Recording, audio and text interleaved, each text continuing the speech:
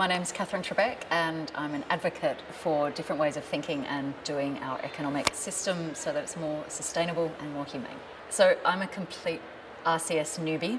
Never been to a conference, and to be really honest, until I got the invitation to the conference, I hadn't heard of them because I was living in Scotland and was completely unaware that there was such a movement with such boldness and such power and such optimism happening in Australia. And so it's been an extraordinary couple of days, meeting people who are rolling up their sleeves, making this sort of change happen in the way it needs to be happening, but doing so in this humble, generous, optimistic manner has been the most extraordinary privilege for me, just to be on the sidelines and see that. And it has, I say this really seriously, it's filled me with hope about the change that we can bring to this world and maybe just turn things around in time.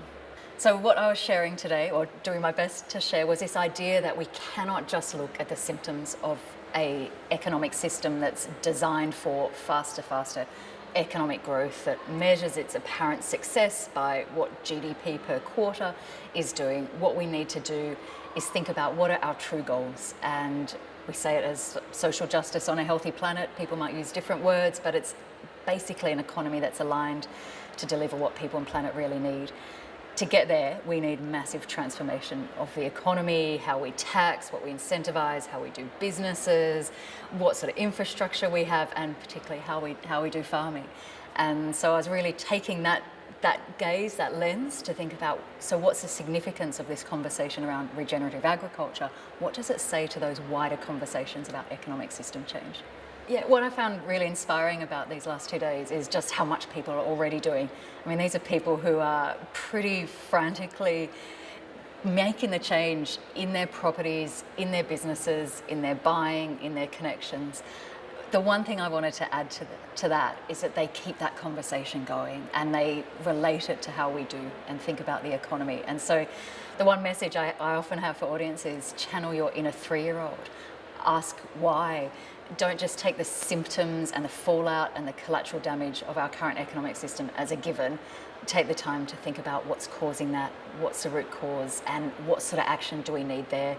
Go upstream, as farmers will be so well aware of. Go upstream and tackle the problem where at source. And by asking why until there's no longer a why to ask, you so often find yourself facing the way the economy is designed and delivered. That's why I spend time thinking and imagining and really dreaming of an economic system that's much more in service of what people and planet really need, rather than the other way around as currently things seem to be. I don't think as a society and as a community of practice here, we should kid ourselves on the enormity of change that's required and the extraordinary shifts we need to achieve in a pretty rapid time, because it's not as if the crisis is coming. We're seeing communities around the world already suffering the impacts of environmental breakdown, let alone communities and individuals feeling that the rug is being pulled out from under their feet. So it's massive what we need to do.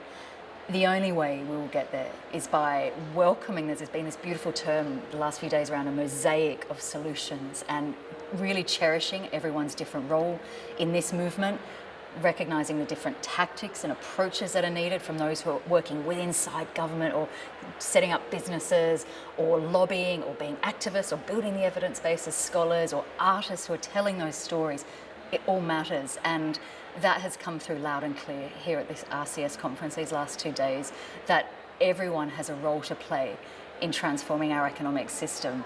And regenerative agriculture is a huge piece of that conversation, and I'm really excited to see these stories that are going to ripple out beyond these corridors and this meeting, and hopefully inspire more people to get involved and be part of it.